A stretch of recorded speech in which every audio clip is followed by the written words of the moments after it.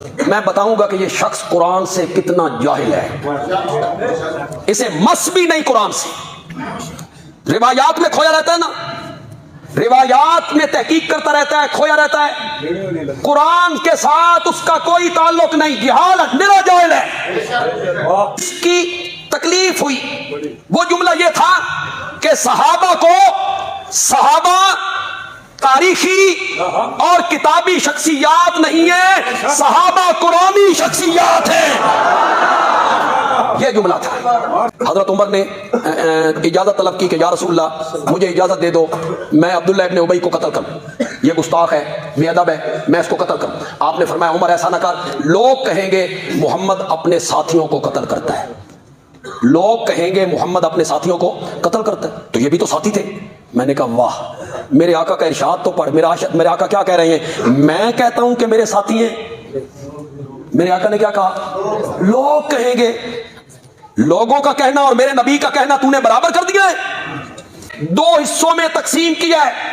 تو نے اپنے کلم میں کہا صحابہ کی 3 کیٹیگریاں ہیں, قرآن صحابہ کی 2 کیٹیگریوں کا ذکر کرتا ہے. فتح مکہ سے پہلے ایمان لانے والے, فتح مکہ کے بعد ایمان لانے والے. لیکن کلن, کلن کہو, زور سے کہو, کلن, کلن کہتا ہے کلن, تیرا کلن میں کٹنا وا, کلن وعد اللہ الحسنى کلن ریسن اصحابی اصحابی, وہ بھی کلن سن. تو قرآن حکیم میں اللہ تعالیٰ نے احسان سے جو پیروی کرنے والے ان کو رضی اللہ عنہ کا ہے. اس کے بعد کہا کہ مدینہ اور اہل مدینہ میں پکے منافق موجود ہیں اور وہ اتنے کٹر ہیں کہ اے نبی تم بھی انہیں نہیں پہچانتے ہو, اللہ پہچانتا ہے. لیکن قانوناً ان کو صحابہ ہی کہا جاتا ہے, قانوناً. ظاہر ہے کہ پتہ تو نہیں ہے یہ کون ہے. اب مجھے بتائیں, غزوہ تبوک کے موقع پر جو حضور کے ساتھ 30,000 کا لشکر گیا تھا تو حضور صحابہ کو ساتھ لے کے گئے تھے نا. انہی میں سے 12 بندوں نے حضور پہ قاتلانہ حملہ کیا تھا نا واپسی پہ, چوٹی سے آپ کی سواری گرانے کی کوشش کی, جو مسند احمد میں پوری تفصیل موجود ہے اور صحیح مسلم میں 7035 نمبر حدیث ہے. نبی علیہ السلام نے فرمایا میرے اصحاب میں 12 منافق ہیں, وہ اس وقت تک جنت میں داخل نہیں ہوں گے جب تک کہ سوئی کے ناکے سے اونٹ نہ گزر جائے. یعنی امپاسبل. یہ مثال دی جاتی تھی عرب میں نا, قرآن میں بھی سورۃ الاعراف میں یہ مثال آئی ہے.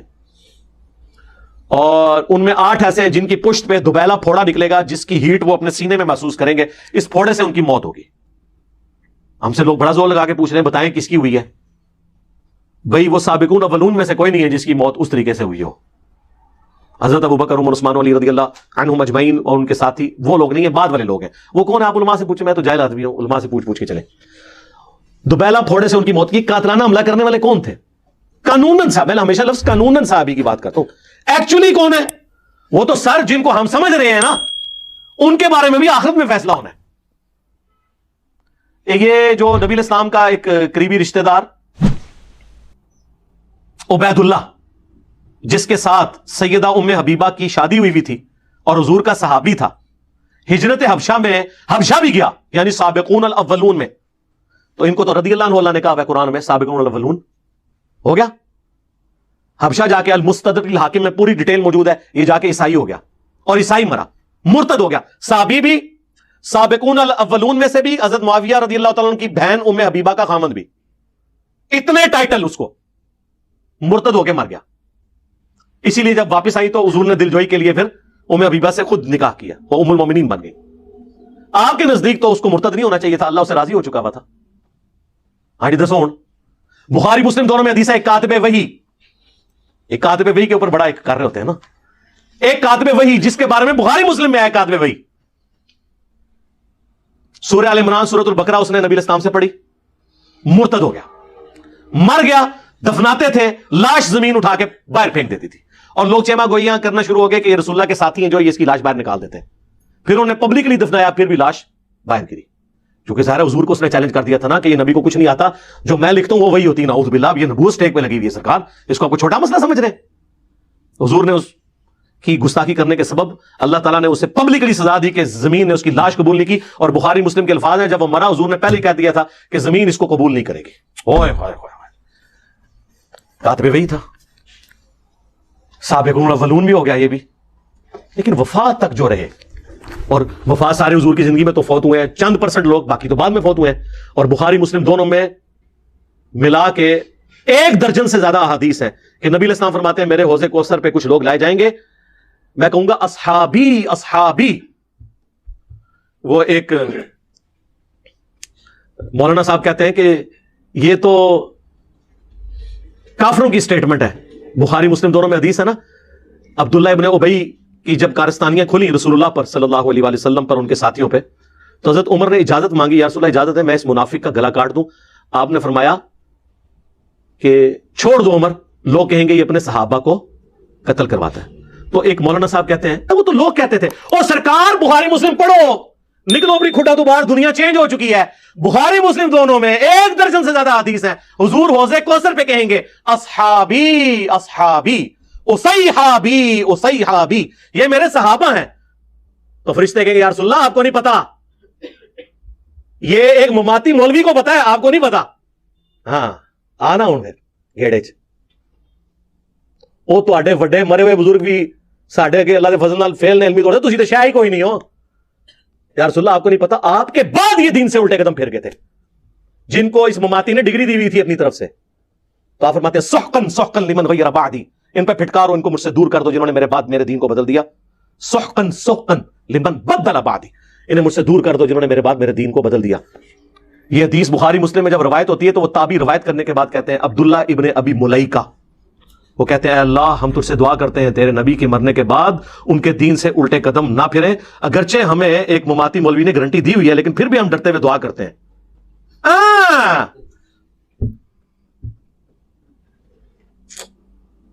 ہم بھی اللہ سے دعا کرتے ہیں اللہم من احییتہ منا فاحیہ علی الاسلام ومن توفیتہ منا فتوفہ علی الایمان.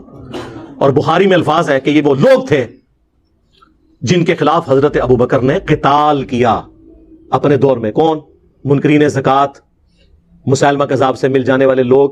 اس سے مراد نعوذ باللہ جس طرح روافظ کہتے ہیں کہ سابقون الاولون کوئی بڑے اصحاب میں سے نہیں, وہ نہیں تھے. اور بخاری اور مسلم دونوں میں موجود ہے کہ عرب کے قبائل رسول اللہ کی وفات کے بعد ابو بکر کے دور میں مرتد ہو گئے. اب مجھے یہ بتائیں رسول اللہ کی وفات کے بعد جو مرتد ہو وہ رسول اللہ کی زندگی میں کیا ہوتا ہے؟ مماتی صاحب, مسلمان نہیں کہنا, صحابی کہنا ہے. کلن کلن کہنا ہے, کلن تیرا کلن میں کٹنا وا, کلن وعد اللہ الحسنى کلن ریسن اصحابی اصحابی, وہ بھی کلن سن. تو انہوں کے پتا قرآن تو انہوں کتوں آنا ہے, جس جو منکرین حدیثوں سے قرآن آ ہی نہیں سکتا. یہ منکرین حدیث ہیں, یہ حدیث کو روایت کہہ کے تاریخ کہہ کے رد کہہ رہے ہوتے ہیں. حدیث کہتے ہیں لوگ ان کو لتر مار کے ممبروں سے اتارے. یہ جو روایت اور جب تاریخ بول رہے ہو یہ بخاری مسلم کو کہہ رہے ہوتے ہیں, یہ نہیں مانتے اس کو. پرویزیوں سے بھی گئے گزرے ہیں, پرویزی کم از کم چھپ کے تو نہیں سامنے. کلن صاحب وہ کتنے گئے پھر؟ مرتد ہو گئے. حضور کی زندگی میں کیا تھے وہ؟ صحابی. کیونکہ یہ کہتے ہیں ایک نظر بھی دیکھ لیا. نہیں جی بعد میں چکے ہو گئے, نہیں سر بات کی تو ہم بات نہیں کر رہے. حضور کی جب آنکھیں بند ہوئی ہیں اس وقت تک وہ رضی اللہ عنہ تھے. اس وقت تو کسی کو نہیں پتا تھا, اور ایون حضور کو بھی نہیں پتا, بعد میں آپ کو بتایا جائے گا. سنن دارمی میں حدیث ہے, المستدرک للحاکم میں حدیث ہے, نبی الاسلام نے آیت تلاوت کی اذا جاء نصر اللہ والفتح ورأیت الناس يدخلون فی دین اللہ افواجا. اللہ کی فتح آ گئی اور تم دیکھ رہے ہو کہ لوگ گروہ در گروہ دین میں داخل ہو گئے.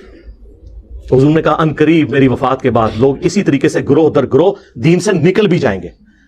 یہ کہہ رہے کافر کہتے تھے تو حضور خود بتا کے گئے, اور یہ باتیں حضور کے نبی ہونے کی دلیل ہے کہ ہمارا پیغمبر وہ ہے جو اپنی وفات کے بعد کے واقعات بتا کے گیا. وہ کوئی جنگجو نہیں تھا, وہ اللہ کا پیغمبر تھا.